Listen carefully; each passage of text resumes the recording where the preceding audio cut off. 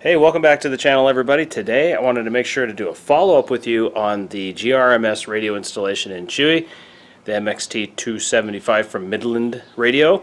The last time we talked about it, I had just applied for my license. That's Midland that I installed. That's the MXT275. Thank you very much to Midland for helping me out with that radio. Now, as some of you may know, I am a trail coordinator for Jeep Jamboree USA here in Phoenix for the Table Mesa Jamboree. And this year, the representatives from Midland Radio were there, and they got a bunch of us hooked up with some of these radios to give them a try on the trail.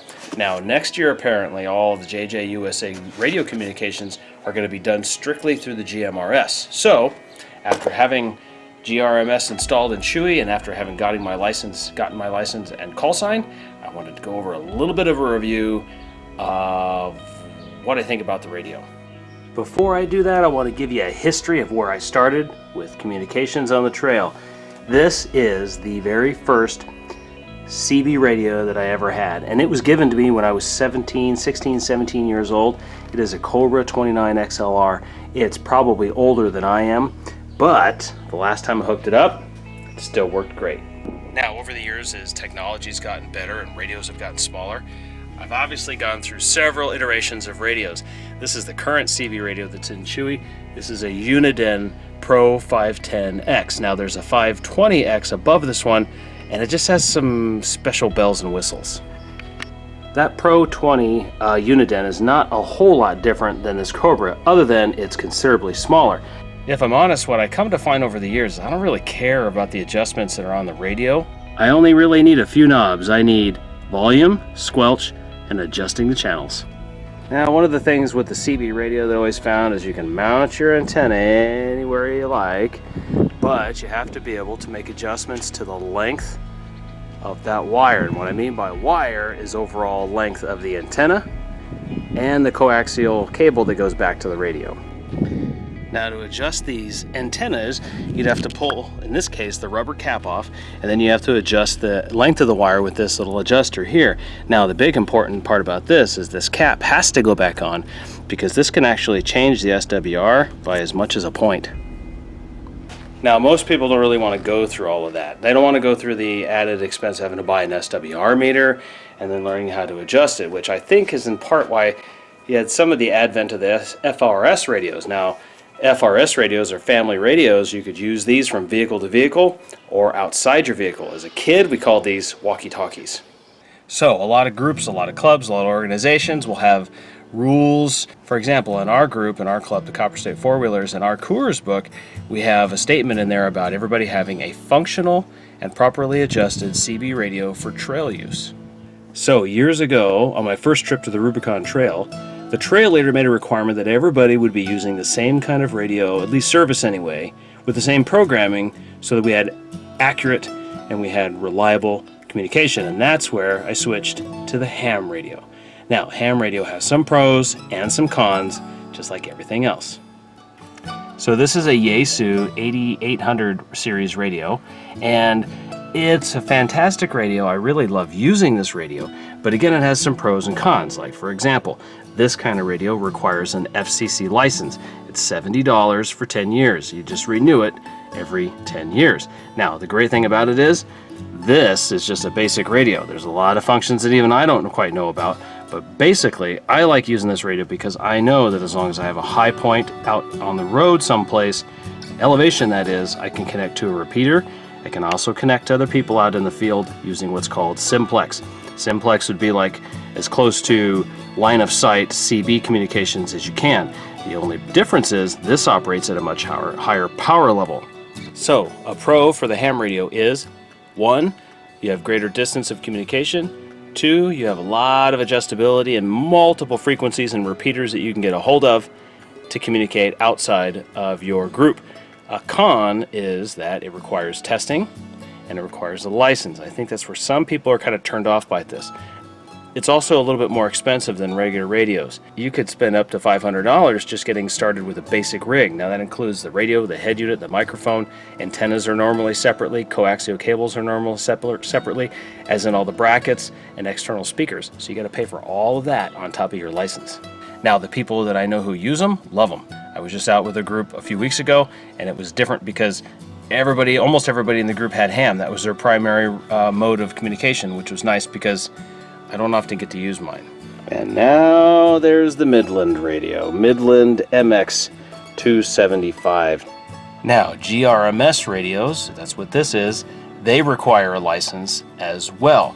The license for this was not that expensive, very similar to the ham radio, and you do have to renew it. The benefit of it though, or the nice thing is that there's no test for this. Great benefit of the GMRS radio is that it also communicates with FRS radios.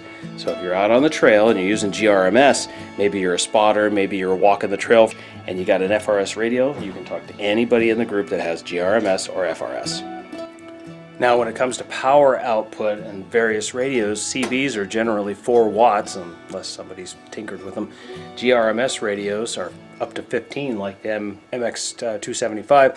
With a ham radio, depending on what frequencies you're operating on, for my 8900 Yaesu for example, I can operate up to 35 or 50 watts of power. And my handy-talkie here, Baofeng handy-talkie, is 8 watts. Varying power levels could very easily be your determining factor as to which radio system you decide to go with. Now, after having used all 3 radio systems on the trail, there are a lot of considerations when it comes to picking which radio system you're going to use. So for point and shoot vehicle-to-vehicle communication on the trail where everybody's tightly knit together, CB radio works well.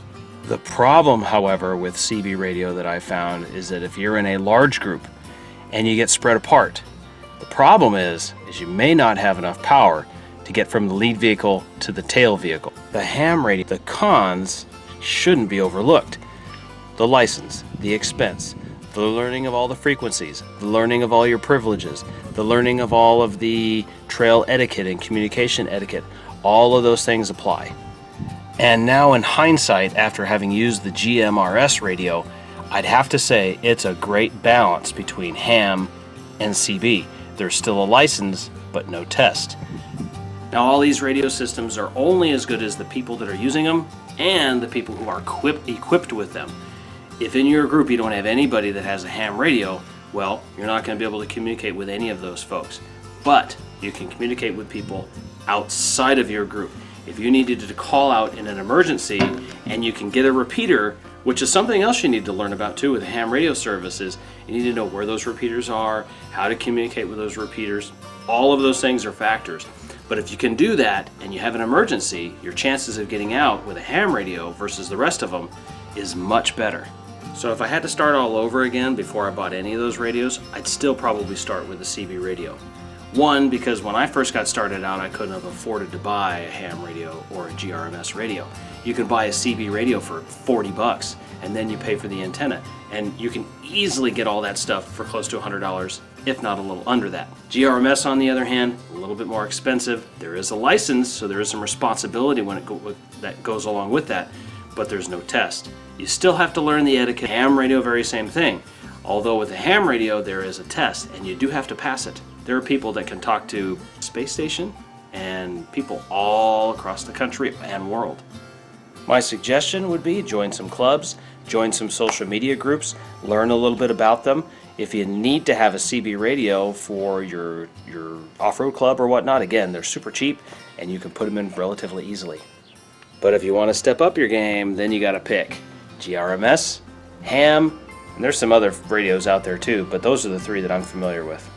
I'm not proclaiming myself to be any kind of professional or expert on any of these radio systems. I know enough with my ham radio that I can call out in an emergency if I need to. Likewise with the GMRS, I feel pretty good about it. CB, that's a no-brainer. And the FRS radios, everybody's probably used those even when they were a kid as a walkie-talkie. I'd have to say that probably my favorite is the GMRS. Don't get me wrong, I love all 3, but for the sake of cost, ease of installation, ease of use, ease of licensure, I'd have to say hands down I think the GMRS is my favorite. If you found any of this useful and you'd like to see more, make sure you click the subscribe button and make sure all your notifications are turned on. Thanks very much for watching, and I'll see you again next time.